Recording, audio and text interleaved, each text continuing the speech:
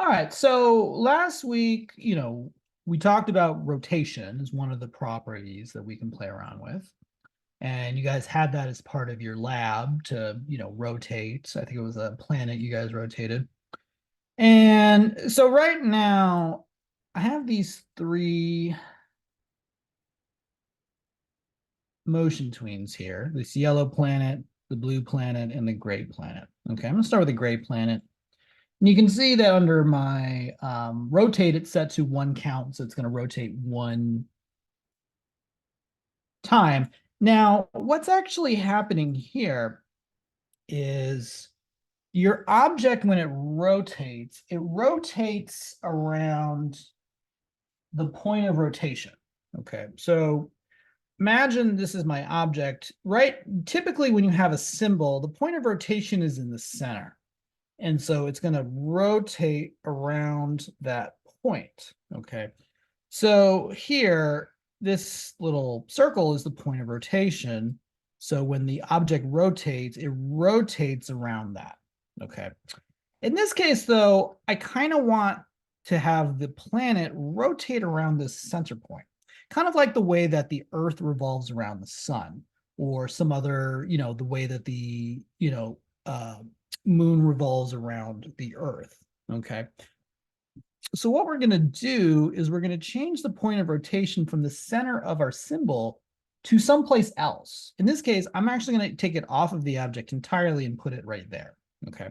So what I'm going to do is use free transform. And once you're in free transform mode, what you can do is take this little white dot, that's the point of rotation, and you can move it. Okay. I'm going to move it to about there. And now when it rotates, it's not going to rotate like this. It's actually going to rotate like that. Okay. So our object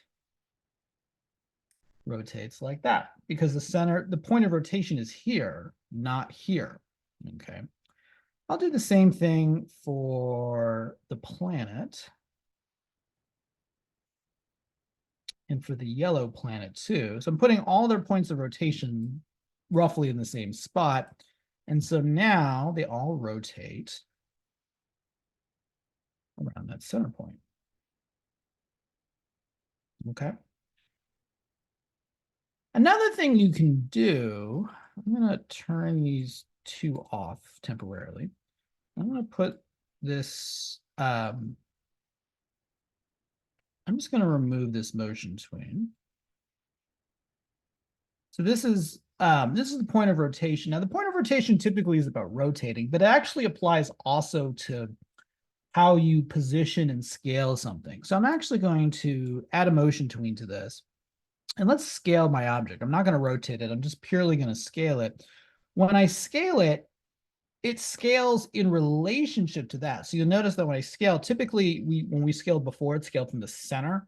Now it's actually scaling based on this. So if I grab it from this, even if I, hold down the shift key, it's actually kind of moving in the lower right-hand corner, So, if I drag it upward, it kind of shrinks. And if I drag it down, it kind of, so you can see that the point of rotation doesn't just affect the rotation of the object, but also technically it affects the scale of it too.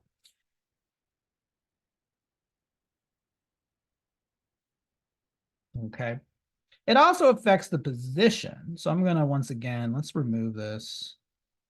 And I'm going to play around with the position.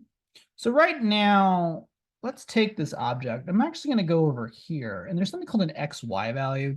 The XY value represents where your character exists on the stage, okay? And the way it's measured is it's kind of what we call a coordinate plane in math, where this is the X direction, and then this is the Y direction.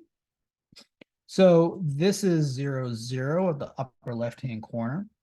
You can remember back to like high school math. This would be like, 100. In this case, it's measured in pixels. So this would be like 100, 0, 200, 0.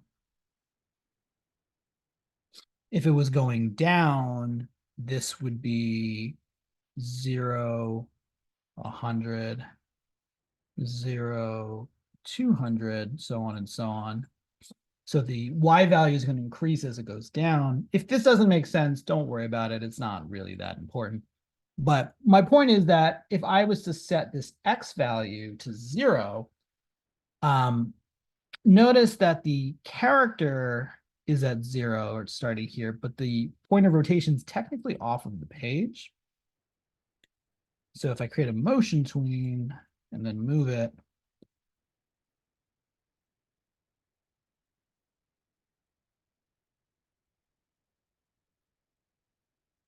it's basing it off of this. So it's like, it's actually measuring, see how it's technically starts off of the screen and then it goes here, because the point of rotation is based off of the position is based off the point of rotation. Now, where this point of rotation can really come in handy is when you're animating or you're rotating something with a motion tween attached. So right now, let's say I was going to rotate this robot. Okay. So its right arm is already a symbol, and I've already added a motion tween here. And if I came here and I rotate it, it doesn't quite animate the way we would want it to, because it's not rotate, what's actually happening right now is the arm is rotating from the center of the arm. Okay. So it's like if this was the arm, rather than going like if this is like the torso here, instead of going like this, it's going like this, because this is the point of rotation. What I want to do is change the point of rotation from the middle to where it would normally match up.